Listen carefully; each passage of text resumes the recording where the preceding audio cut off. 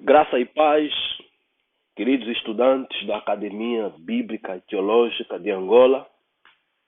Estamos aqui para mais uma aula, a quarta aula de doutrinas bíblicas, que vai ser de facto a última aula. E nesta última aula nós vamos falar sobre concepções acerca do ser de Deus. Ou seja, nesta aula vamos abordar quem é de facto Deus. Ok? Esta temática, por que este tema? Porque este tema, né, o conhecimento de quem é Deus, né, a pessoa de Deus, um conhecimento correto da pessoa de Deus vai resultar numa religião correta, numa prática correta e doutrinas, de facto, acerca de Deus correta. Um entendimento errado sobre a pessoa de Deus automaticamente vai resultar num conjunto de outras doutrinas erradas. Isso por quê? Porque Deus é o tema central da teologia, né? O conhecimento acerca do ser de Deus. Então, há esta grande necessidade de nós termos um entendimento correto acerca de Deus, né? Pois a nossa base, o nosso conhecimento sobre Deus vai ditar também o nosso entendimento acerca de outras matérias ou outras doutrinas ou teologia, ok? Então, por isso é que este ensinamento, esta matéria é de extrema importância e por isso nós também damos aqui uma atenção muito especial neste assunto. Estou para lembrar os irmãos que a nossa disciplina é doutrinas bíblicas, dogmática cristã, mas por prestarmos uma atenção muito especial, né, ao tema, ao entendimento sobre Deus, basicamente essa nossa apostila, né, fala especificamente sobre Deus. Todas as aulas que nós temos até aqui têm a ver, né, com os conceitos, o ser de Deus, ok? Então, por isso pedimos então a máxima atenção dos estudantes, ok? E nós vamos apresentar as três principais correntes, né, de pensamento acerca do ser de Deus, né? No mundo cristão, nós temos vários conceitos sobre o ser de Deus. Entretanto, nós vamos destacar aqui três, né, por serem os mais destacados e os mais significativos, né, que nós nos referimos especificamente do trinitarismo, unicismo e finalmente unitarismo, né? São os três principais, né, as três principais linhas de pensamento quanto à concepção, né, acerca de Deus, ok? Esses três não são os únicos, né? Existem outros, né? Mas nós trouxemos aqui esses três como referência por serem os mais expressivos, ok? Trinitarismo, unicismo, que também é chamado de modalismo, e o unitarismo, ok? Vamos começar com a primeira linha de pensamento, né, que é a linha dominante no seio cristão. Né, a maior parte das igrejas, né, numa estimativa assim empírica, digamos 99% das igrejas cristãs, elas professam a doutrina da Trindade, creem na Trindade ou no trinitarismo. Então, por ser a dominante, vamos começar então com ela. Vamos começar apresentando o trinitarismo. Né? Essa ideia de trinitarismo, ela de facto entrou, né, começou a entrar no seio cristão a partir do século II, III, e foi oficializado no século IV. Né? No século IV nós encontramos isso expresso no credo atanasiano. Né? O credo atanasiano, né, que traz aí de forma estampada, né, de forma oficial, como a doutrina, né, que toda a igreja, todos os cristãos, né, devem professar, né, devem professar. Ok?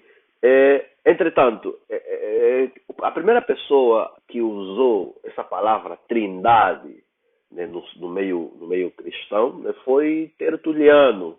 Nós encontramos isso no livro, né, de Tertuliano, que tem como título Contra Praxias, né, onde ele expõe, né, onde ele traz, de facto, não só, né, a base da trindade, mas também ele apresenta, né, é ele que pela primeira vez, né, falando sobre Deus, apresentou Deus como trindade. Apesar de que do século III até o século IV, V, né, houve alterações, houve desenvolvimento, né, naquilo que era o entendimento de Tertuliano. Entretanto, ele é apresentado como o criador, pelo facto de ser ele a trazer a palavra trindade, né, no seio cristão para se referir a Deus. Então, tomando nota aí, a trindade, de facto, ela, né, apareceu, né, no século III, mais especificamente com Tertuliano. Tertuliano foi o primeiro, né, primeiro cristão a usar a expressão trindade para se referir à divindade ou ao ser de Deus. Também depois temos a contribuição de Origênesis, né, que também falou sobre a trindade, e então depois temos a forma final, né, que foi expressa por Atanásio, né, que foi um bispo em Alexandria, né. Ele foi o principal expoente, né, né, na definição do credo atanasiano. Vê que até o próprio credo leva o nome dele, né, Atanásio. Ok? Ok, vamos então seguir avante. Na próxima secção, agora vamos apresentar o credo atanasiano, né? Já dissemos que ela, de facto, resume aquilo que se tornou, que foi considerado, que foi proclamado como a doutrina oficial da igreja. Vê que, a partir desse credo, né, todo aquele que cresce de forma diferente ao que está definido aí no credo, né, não era considerado como cristão. Né? Aqui apresentamos cristão no sentido de cristianismo oficial, né, aquele que é o cristianismo romano. Então, qualquer um que não, que contrariasse, que não cresce, né, do jeito que está exposto no credo atanasiano, né, ele era visto como alguém incrédulo, alguém perdido, né, alguém perdido. Ok?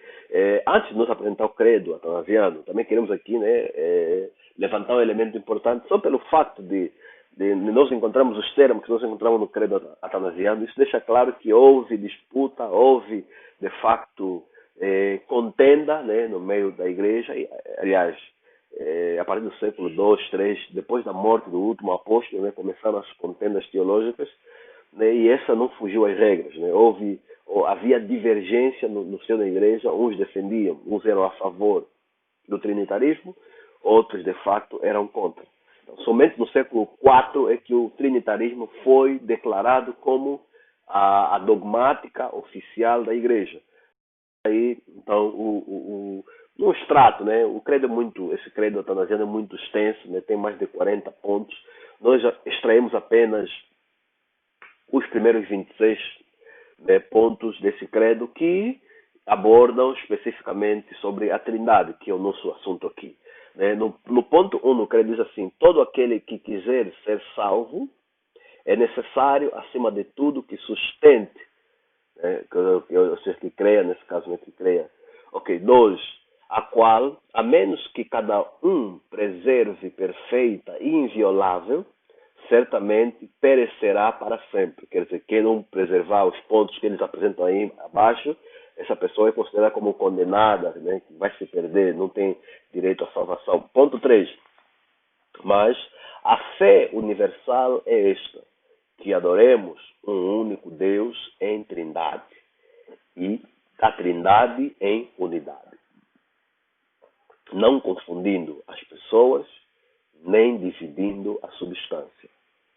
Porque a pessoa do Pai é uma, a do Filho é outra, e a do Espírito Santo é outra. Mas no Pai, no Filho e no Espírito Santo há uma mesma divindade, igual em glória e coeterna majestade. Ponto 7. O que o Pai é, o mesmo é o Filho e o Espírito Santo. Ponto 8. O Pai é não criado, o Filho é não criado. O Espírito Santo é não criado. Ponto 9. O Pai é ilimitado, o Filho é ilimitado, o Espírito Santo é ilimitado. Ponto 10. O Pai é eterno, o Filho é eterno, o Espírito Santo é eterno. Contudo, não há três eternos, mas um eterno.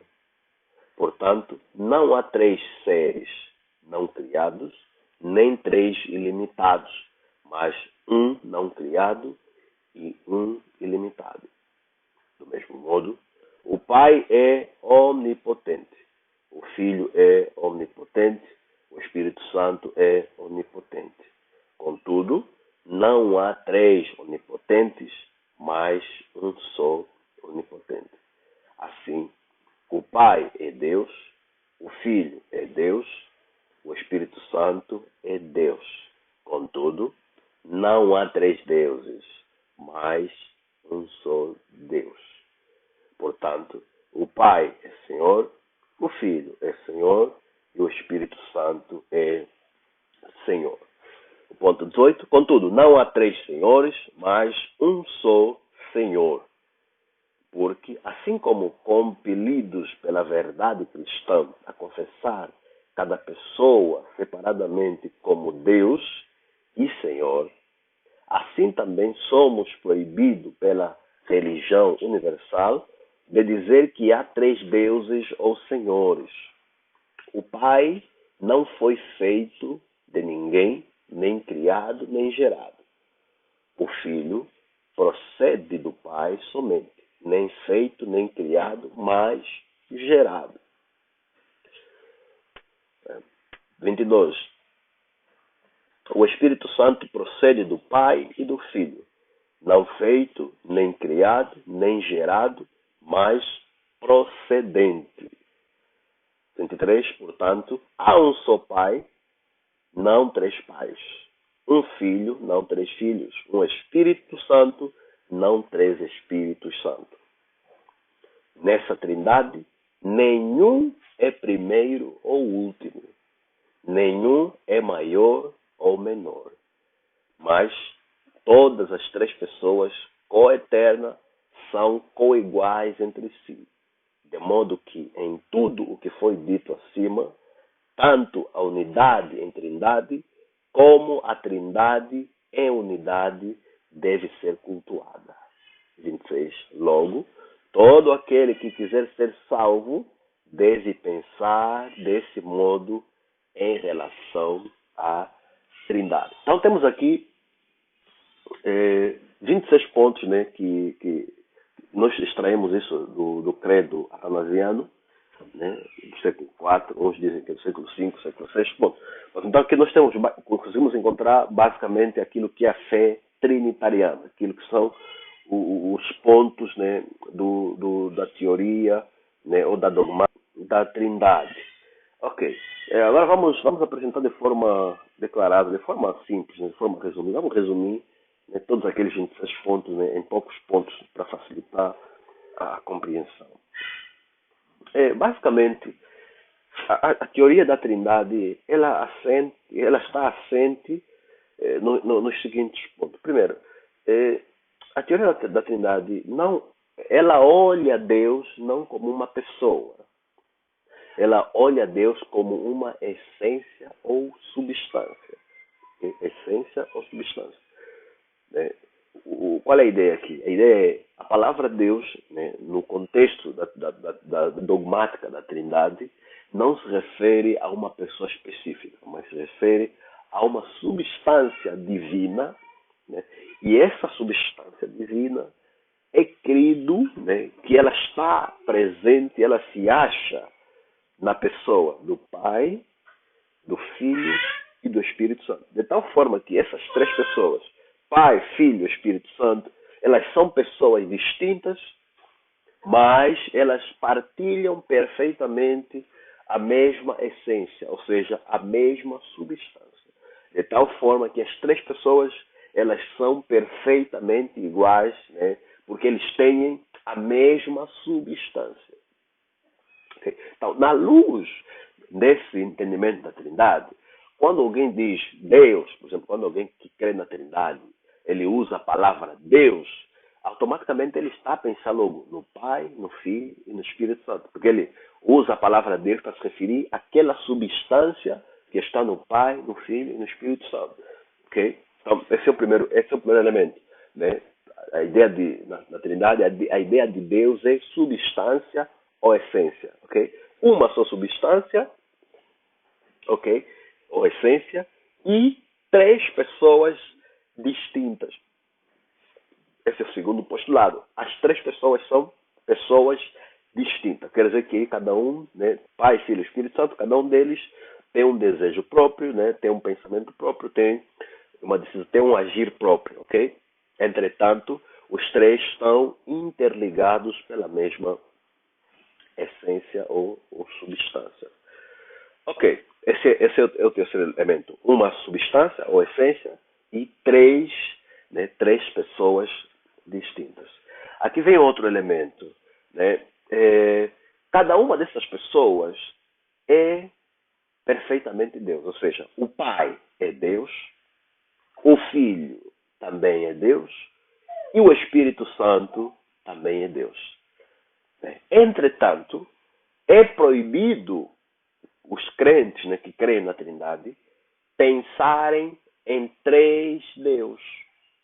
Então, devem pensar apenas em um Deus. Apesar do Pai ser Deus, o Filho ser Deus e o Espírito Santo ser Deus, mas de alguma forma misteriosa, essas três pessoas não compõem três deuses, mas apenas um único Deus. Apesar de serem cada pessoa, né, serem plenamente Deus. Okay? Esse é o outro elemento, né, que também é digno de nota. Outro elemento que também não é menos importante é que nestas pessoas, né, Pai, Filho e Espírito Santo, entre elas não existe nem superior nem inferior. Okay? Ou seja, entre as três pessoas não existe nem maior nem menor. De tal forma que as três pessoas estão em pé de igualdade. Partilham perfeitamente os mesmos atributos. Né? Apesar de que, né, lá no credo podemos notar já alguma diferença, né? Pronto, ainda vamos, por enquanto não convém nós trazer aqui, realçar, mas fica aqui essa observação que no conceito da Trindade acredita-se que entre Pai, Filho e Espírito Santo nenhum dos três é primeiro nem último. Nenhum dos três é maior nem menor. Todos são perfeitamente iguais, ok? Então, quando alguém diz que eu creio na Trindade, o conceito oficial de Trindade é o que nós acabamos de apresentar. Quem crê na Trindade é aquela pessoa que crê na existência de um Deus que não é pessoa, mas é substância, e esta substância se encontra em três pessoas distintas: Pai, Filho e Espírito Santo. Por isso é que se usa a expressão triunidade. Tri, nesse caso, três pessoas; unidade, nesse caso, estão unidas pela mesma substância ou mesma essência, ok? Três em um ou um em três, né? Três pessoas estão unidas com uma só substância, uma só essência, né? Um em três, ou seja, uma substância que está presente em três pessoas. Ok. Esta é a dogmática, esta é a doutrina da. Agora, vamos agora apresentar quais são as evidências, né, bíblicas, os textos bíblicos que são usados para atestar esta dogmática ou esta ideia de Trindade. Né?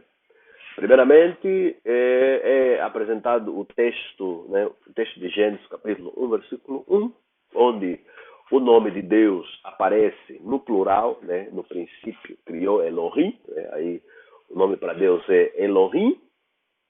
Depois, mais abaixo, no versículo 26, né, ele diz, façamos o homem conforme a nossa imagem e nossa semelhança. Então, é usado esse texto para sustentar que o facto do nome de Deus ser plural e ele se falar no plural, então isso significa que no ser de Deus, né, há uma pluralidade de pessoas. O segundo texto apresentado é o texto de João, capítulo 1, versículo 1, que é o famoso prólogo de João, onde ele nos diz que no princípio era o verbo, ou a palavra. O verbo estava com Deus e o verbo era Deus. E outro texto apresentado, outra base escriturística apresentado, é o texto de João, capítulo 10, versículo 30, onde Jesus declara, eu e o Pai somos um. Okay? Depois temos o texto de João, capítulo 14, versículo 9, né, naquela conversa entre Jesus e Filipe, né, onde Filipe pergunta, Senhor, nos mostra o Pai, que isso nos basta? Jesus respondeu, estou convosco há tanto tempo, não me conheceis? Talvez a resposta de Jesus, estou convosco há tanto tempo. Lembrar que a pergunta de Filipe era que Jesus lhes mostrasse o Pai, né? E a resposta de Jesus foi, estou convosco há muito tempo, não me conheces? Então, dando a entender que Jesus é o próprio Deus, o próprio Pai. Né? Ok. Também é apresentado o texto de João 20 e 28, né? Que é aquela declaração de Tomé, né? Tomé, quando viu Jesus ressurreto, Jesus lhe mostrou as marcas, né? A marca nos seus braços, né? Os furos onde entrou o prego, né? Ele então se dirigiu a Jesus, ele dizendo, meu Senhor, meu Deus, meu Senhor, meu Deus. Então, demonstrando aqui que Tomé confessa Jesus ser o Senhor dele e o Deus dele. Okay? E também temos os textos onde Paulo fala de Jesus como Deus verdadeiro, por exemplo, o texto de Romanos 9, versículo 5, Tito 2,13, e finalmente nós temos os textos, né, na Epístola de São João, 1 de São João, capítulo 5, versículos 7, 8, versículo 20, o versículo 7 em especial, né, em algumas traduções da Bíblia, algumas versões da Bíblia apresentam, né, Pai, Filho e Espírito Santo, e os três são um. E no versículo 20 ele diz que, né, nós estamos no Deus verdadeiro, né, por meio do seu Filho Jesus Cristo. Este é o Deus verdadeiro e a vida eterna. Então, esses são os textos, né, são as passagens que são apresentadas para defender, para embasar a doutrina da Trindade. Okay?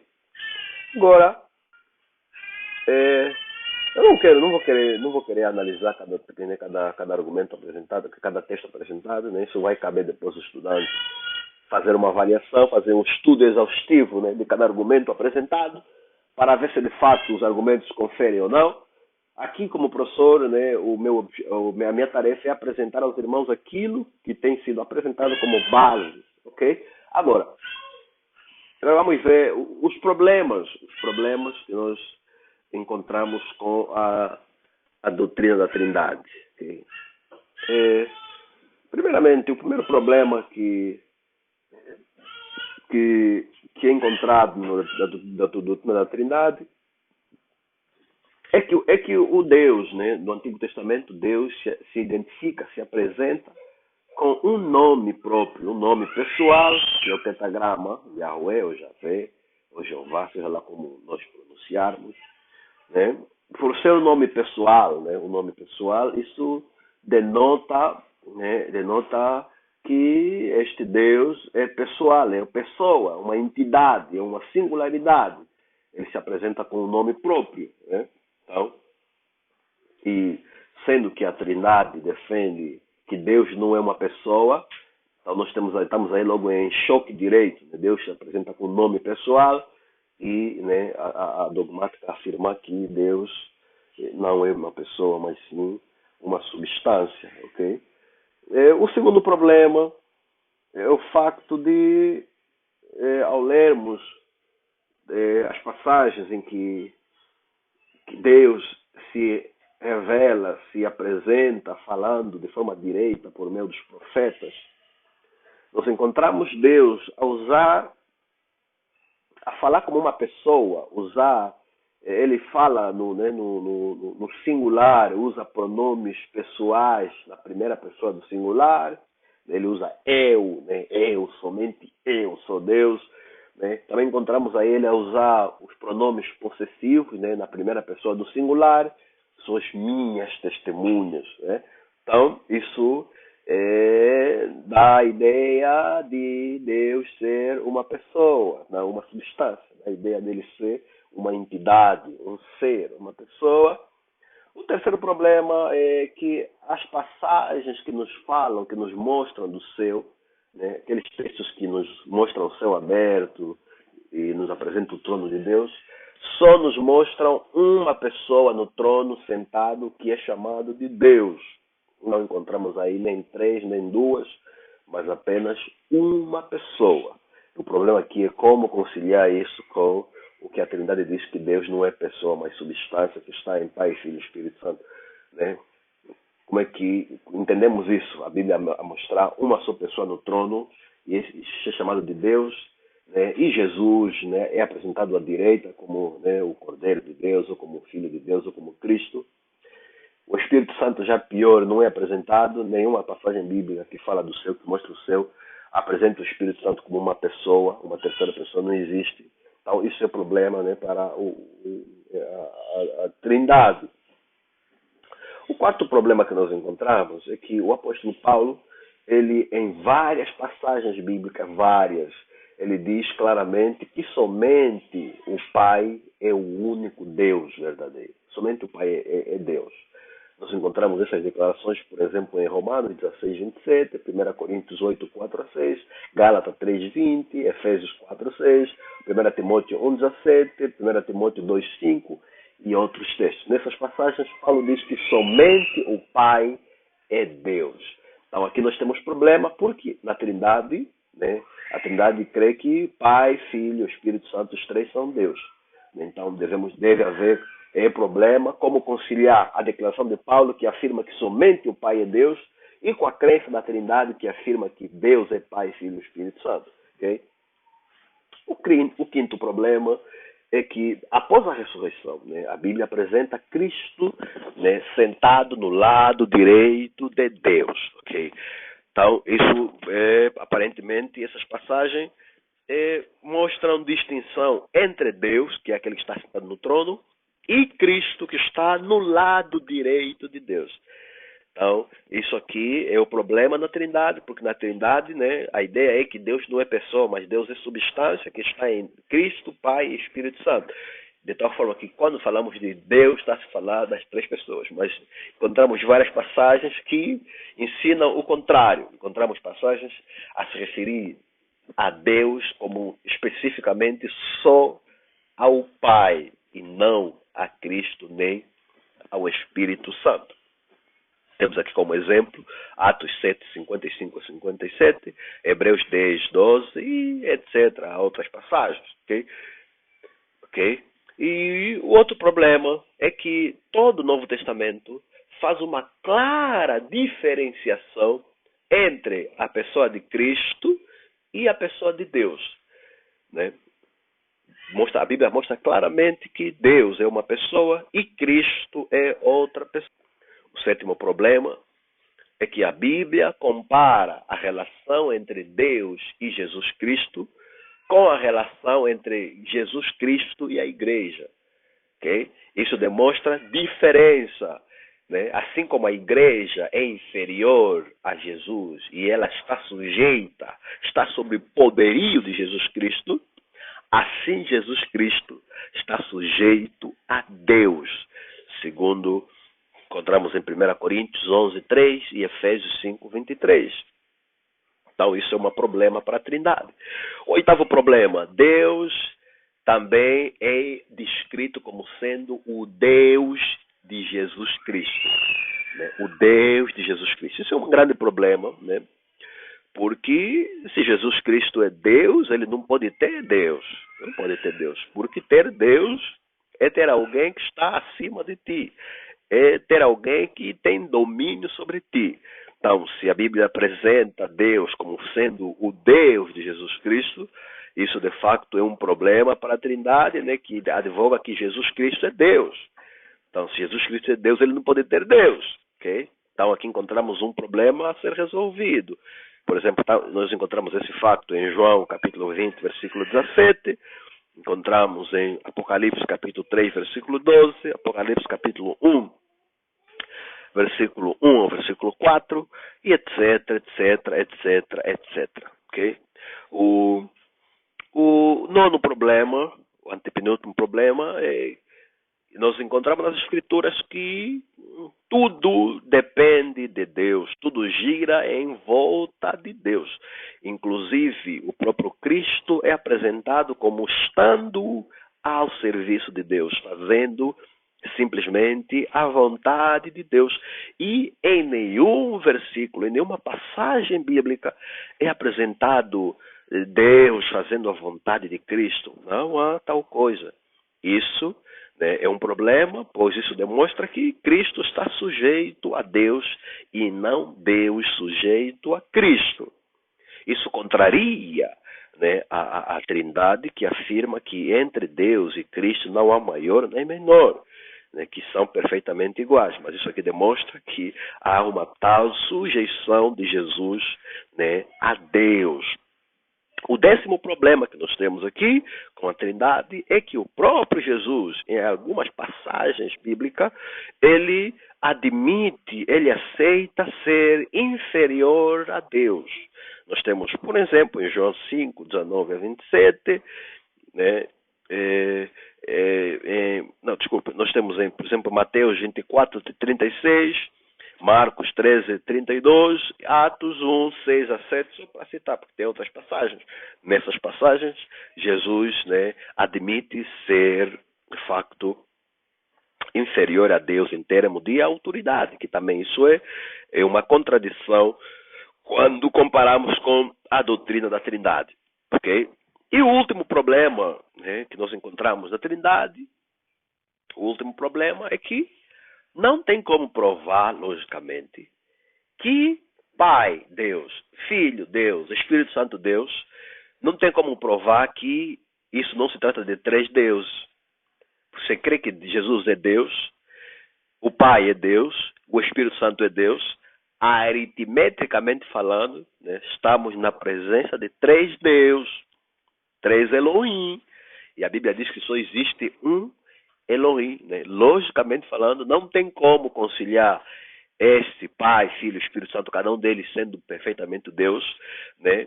Com o facto de que isso nos leva a um triteísmo, três pessoas, três deuses ou três Elohims. Isso entra em choque direto com, né, a declaração da Bíblia de que só existe um Elohim verdadeiro. Okay? Então, esses são os problemas da teoria da Trindade. Vamos agora seguir avante, vamos então aqui observar, né, para fechar a teoria da Trindade, podemos assim observar primeiro, a Trindade crê em um só Deus, que é uma substância ou essência divina, né, que essa substância ou essência é uma só, está presente no Pai, está presente no Filho e está presente no Espírito Santo. A segunda observação que podemos fazer nesta doutrina é que, né, já dissemos, a essência divina, nesse caso, a divindade, está no Pai, está plenamente no Pai, plenamente no Filho, plenamente no Espírito Santo. E terceiro, né, existem essas três pessoas distintas. Ou seja, a divindade é uma só, mas existem três pessoas na divindade, que são perfeitamente iguais e que constituem um único Deus.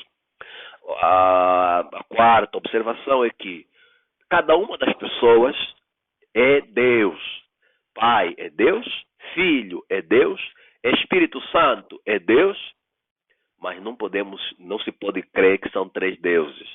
Pela fé tem que se crer que há apenas um Deus, apesar de não haver uma explicação lógica, né, para comprovar que se Pai sozinho é Deus, o Filho sozinho é Deus, o Espírito Santo sozinho é Deus. Não tem como provar logicamente que não estamos diante de três deuses, né? Mas pela fé cresce, né, que é apenas um Deus. E a última observação, né, é que essa teoria da Trindade, como os irmãos puderam acompanhar, ela nos apresenta muitos problemas, tanto problemas lógicos como problema bíblico, né, que não tem solução, né?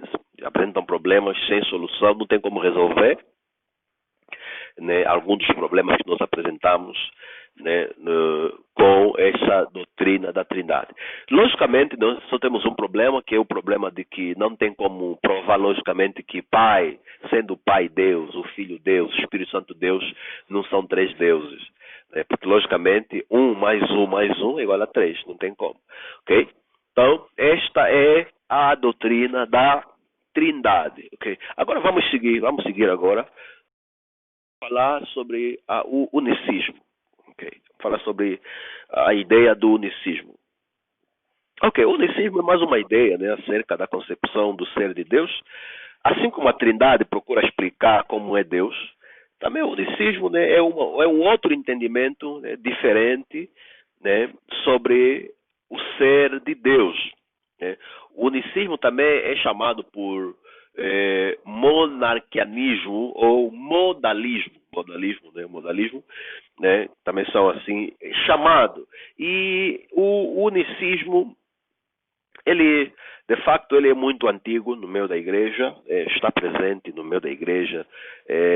Encontramos informações do unicismo a partir do século II, né? Lá estamos a falar mais ou menos dos anos 180, né, depois de Cristo.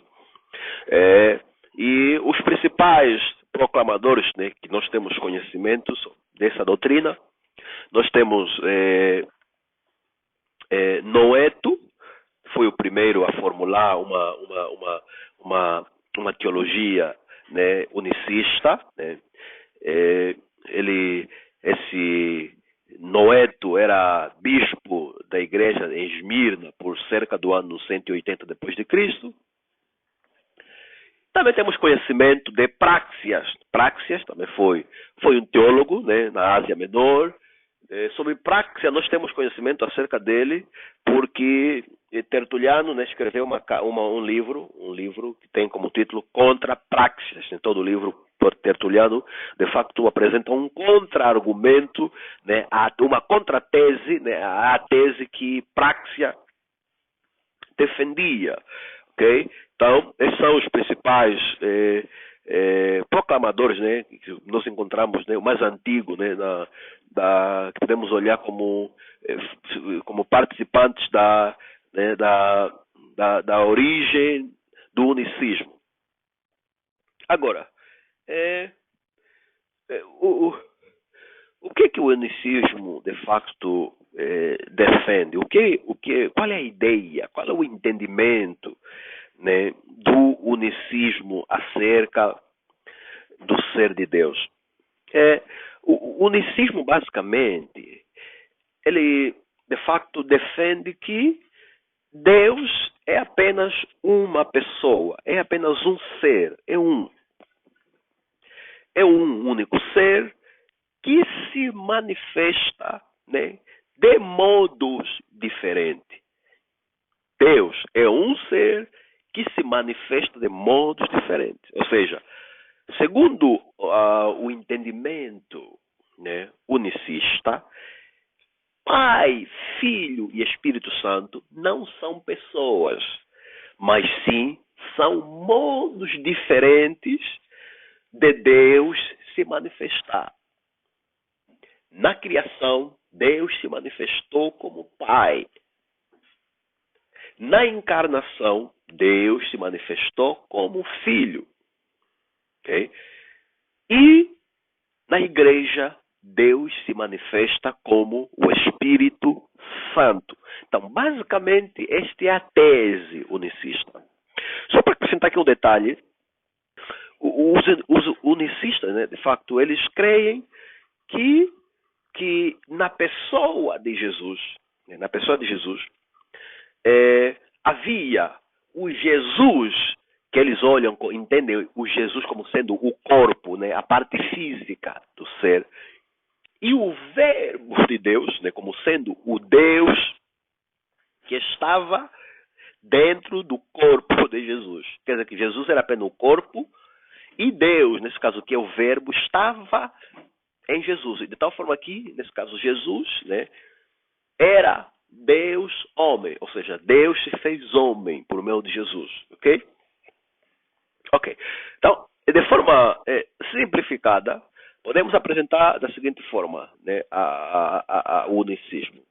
Deus é uma só entidade, uma só pessoa que se manifesta de modos diferentes, né? Pai, Filho e Espírito Santo.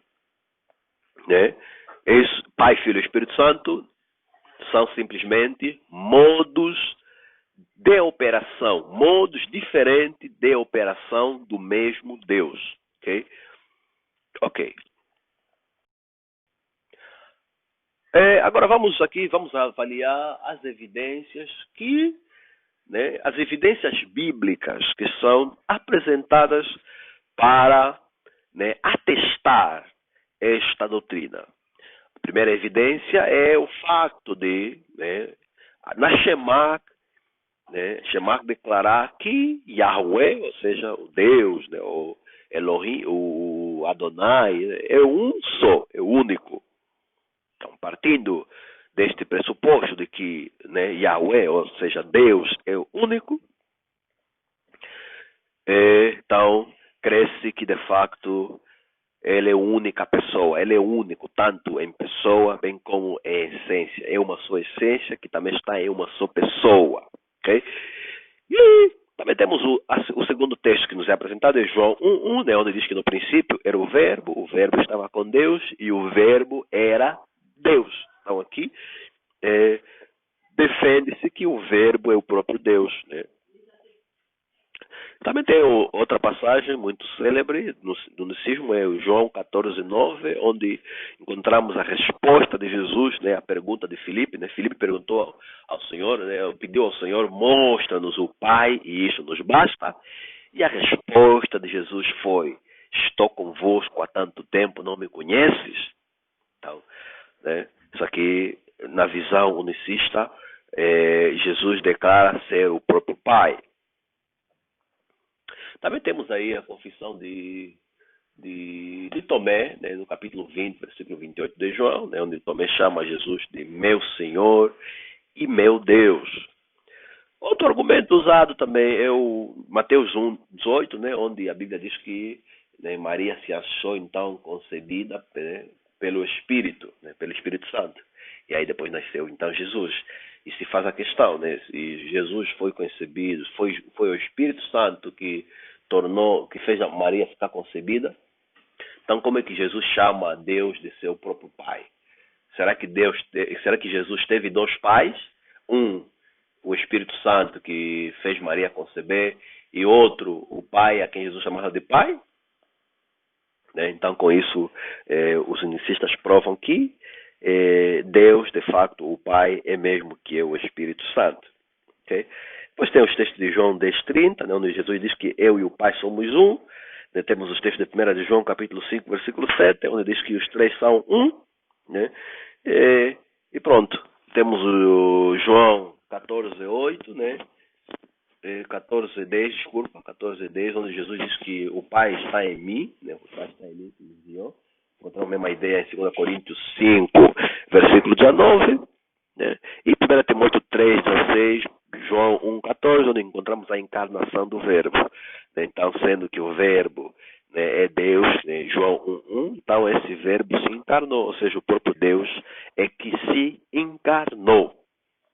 E, finalmente, né, temos aí o texto de Isaías 9:6, onde Jesus, né, um dos nomes de Jesus, né, é Emanuel, que significa Deus conosco. Então, com essas passagens, os unicistas provam, né, demonstram que Deus é uma só pessoa que se manifesta ou que opera, né, em três modos diferentes: Pai, Filho e Espírito Santo. Daí vem o termo modalismo, ok? Vamos agora apresentar os problemas dessa teoria, desse entendimento do unicismo, né? O primeiro problema que nós encontramos no unicismo é o fato de que as várias passagens bíblicas que nos mostram o céu aberto, que nos falam do céu, do trono lá de Deus, nos mostram Jesus sentado no lado direito de Deus. E isso nos dá a entender que estamos na presença de duas pessoas distintas e não uma. Nós fizemos isso em Atos capítulo 2, 33, 5, 31, 7, 54 a 57, Colossenses 3:1, Hebreus 10:12, 12:2, 1 Pedro 3:22. Nessas passagens todas nos apresentam Jesus assentado no lado direito de Deus. Outro problema que nós temos com o unicismo é o facto de que o texto célebre do Novo Testamento, que é o texto de João, capítulo 3, versículo 16, ela diz que Deus amou o mundo de tal maneira que ele enviou o seu Filho unigênito. Não diz que Deus veio ao mundo, não, mas diz que o Deus enviou. Então, dando a entender que uma é a pessoa que amou e enviou alguém, e outra é a pessoa que foi enviada. Isso, de facto, entra em contradição com a teoria unicista. E outro problema, nós encontramos na oração sacerdotal de Jesus, né, no texto de João, capítulo 17, versículo 3. Nós encontramos a primeira coisa, Jesus a fazer uma oração dirigida a Deus, né, e no versículo 3, né, ele fala da vida eterna. Ele diz que a vida eterna consiste em te conhecerem, apontando para Deus como sendo o único Deus verdadeiro, né, e a Jesus Cristo a quem tu enviaste. Vemos aí, né, Jesus a diferenciar que é Deus, que é o Pai dele que lhe enviou, outro que é ele, né, o Filho de Deus que foi enviado pelo Pai. E no versículo 5 ainda ele piora mais, né, quando ele pede ao Pai que o Pai lhe dê de volta a natureza gloriosa que ele teve quando, né,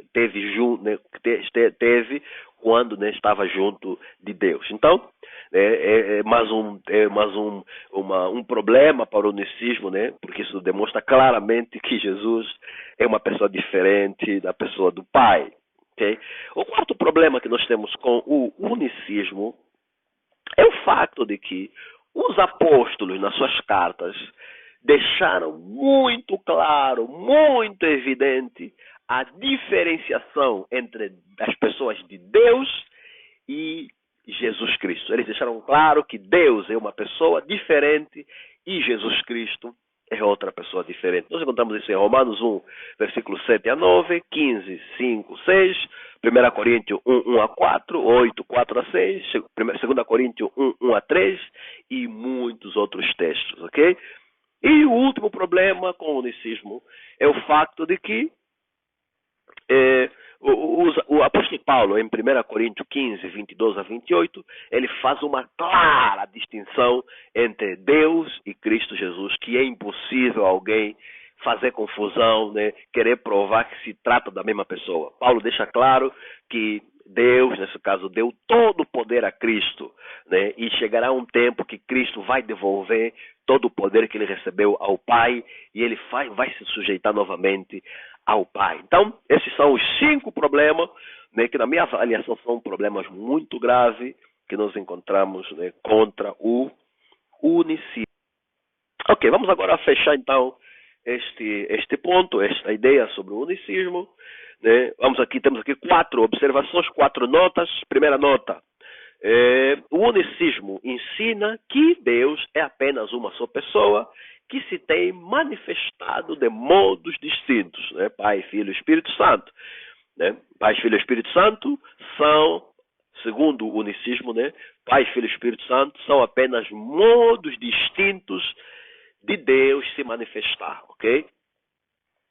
E a terceira observação, né, ainda no unicismo, eles creem que Jesus é apenas o corpo do Messias, tabernáculo, né? E o verbo, nesse caso que é Deus, né, é o Espírito, que é Espírito, a Bíblia diz que Deus é Espírito. Então, Jesus é apenas o corpo, a parte física, e Deus, que é Espírito, estava em Jesus, ok? Para fechar, então, essa teoria, né, deixamos aqui claro que essa teoria, ela não tem, de fato, não tem problemas lógicos, né? Em termos de lógica, não tem problema, mas em termo bíblico, essa teoria tem graves problemas, tem graves questões, né, graves problemas sem solução.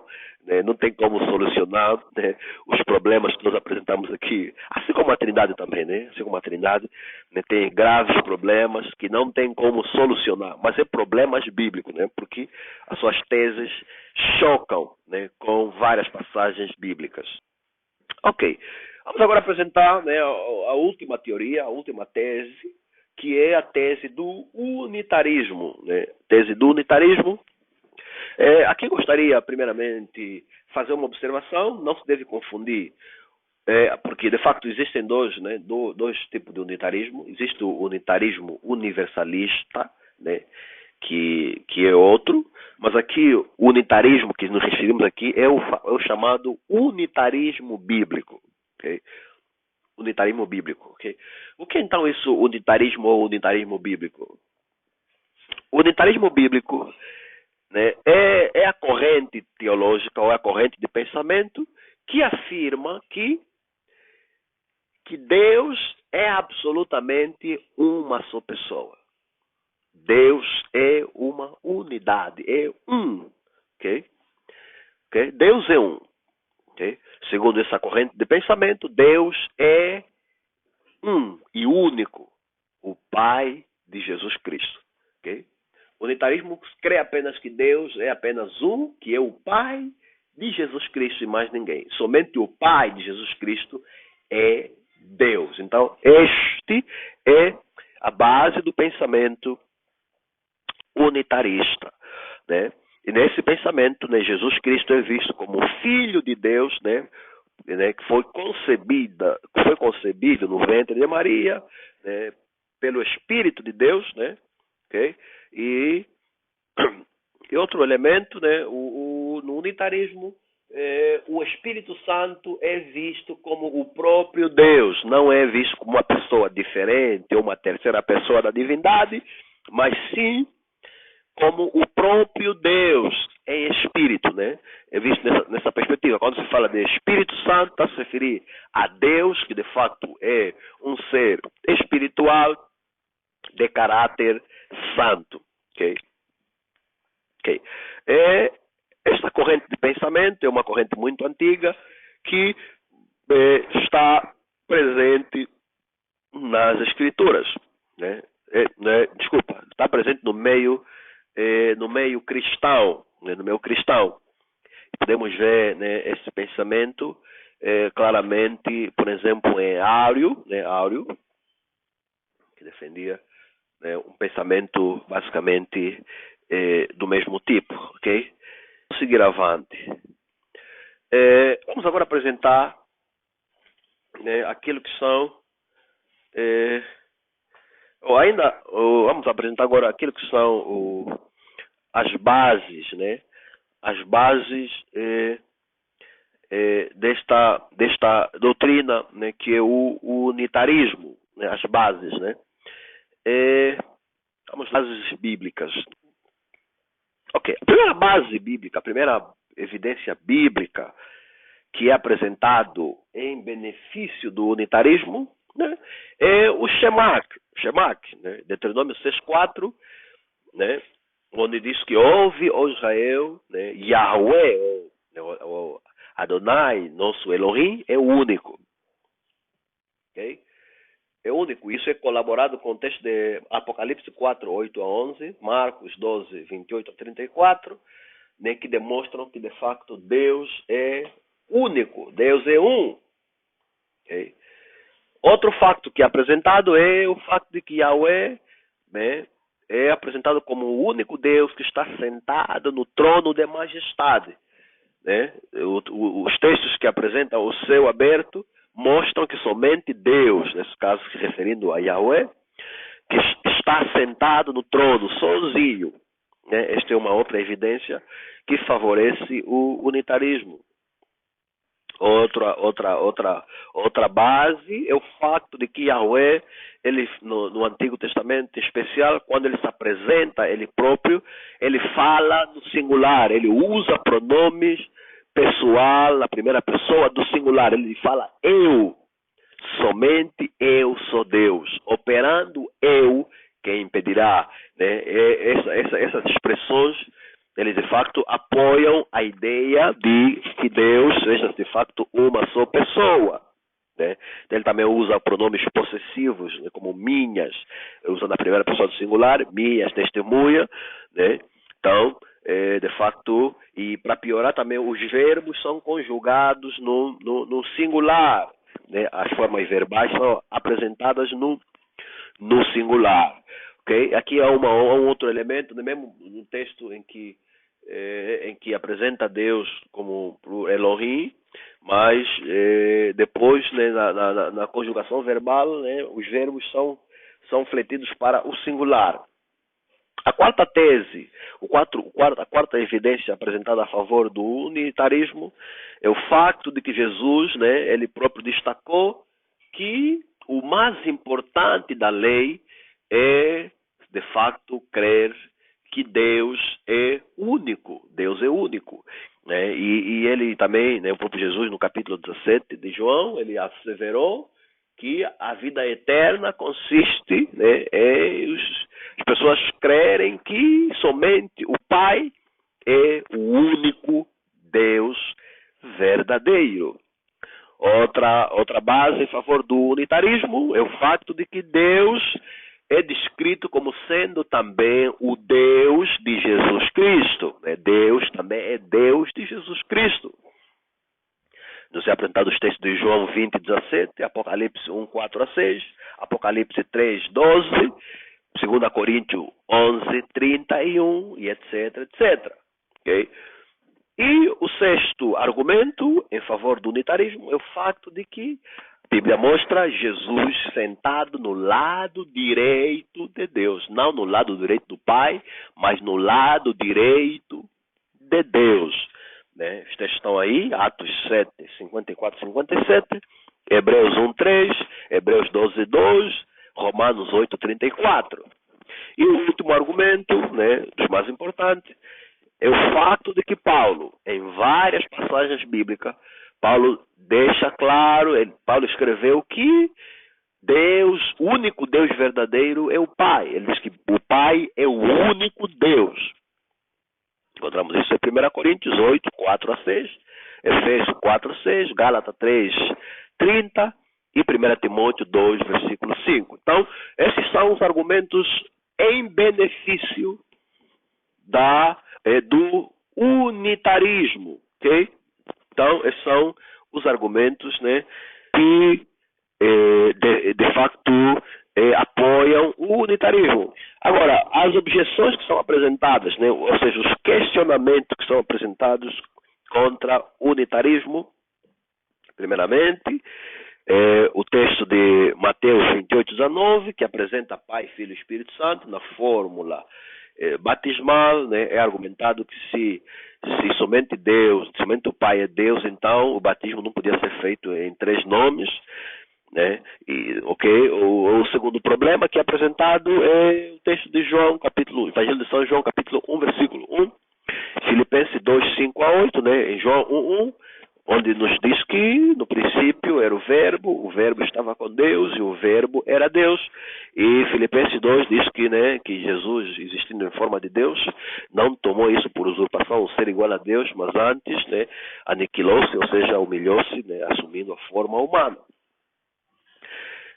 Outro problema apontado é a declaração feita por Tomé, né, no texto de João 20 e 28, onde Tomé declara Jesus sendo seu Senhor e seu Deus. Também tem outro problema, que é a resposta que Jesus deu a Filipe, né, quando Filipe lhe pediu que lhe mostrasse o Pai. Jesus respondeu: estou convosco há muito tempo, até que não me conhece. Então, que esse também é um problema, né, apresentado contra o unitarismo, que crê que somente o Pai é Deus. E, finalmente, né, a declaração de que Jesus fez em João 10:30, onde ele diz que eu e o Pai somos um. Okay? Esses são os problemas apresentados, né, contra o unitarismo. Vamos agora passar para a observação. Né? Podemos observar que o unitarismo, ela ensina que somente o Pai é o Deus verdadeiro, somente o Pai. E que Jesus Cristo é o Filho de Deus, é o Filho de Deus. Deus é somente o Pai, Jesus é o Filho de Deus. E a segunda observação, né, que podemos apresentar aqui é que, de facto, esta teoria, né, unitarismo, ela é rejeitada pela ortodoxia, ou seja, o entendimento oficial da igreja, como nós vimos no credo atanasiano, ela é trinitariana. Logo, esse entendimento do unitarismo, né, é considerado como heresia para mais de 99% das igrejas cristãs. Okay? Então, essas são, né, observações que podemos fazer aqui. E uma outra observação que é muito importante, né, de facto, o unitarismo, comparando as três, né, os problemas apresentados contra o unitarismo, né, podem ser resolvidos, né, de forma razoável, se formos a comparar com os problemas que são levantados contra a Trindade e contra o unicismo. Entretanto, né, a conclusão cabe aos estudantes. Né? Para nós, né, como escola, como academia, né, coube a nós, né, a responsabilidade de nos apresentar aqui, né, os três maiores linhas de pensamento acerca de Deus, e cabe ao aluno agora, né, avaliando, né, os prós e contras de cada corrente, né, e optar por aquela corrente que de facto, né, melhor satisfaz, melhor, né, vai de acordo com a tua consciência sã. Okay? Que o Senhor rica e bondosamente possa abençoar. Em caso de qualquer pergunta, qualquer dúvida, não hesitem em colocá-los, né, na nossa página lá ou no Facebook ou no grupo lá no WhatsApp. Graça e paz.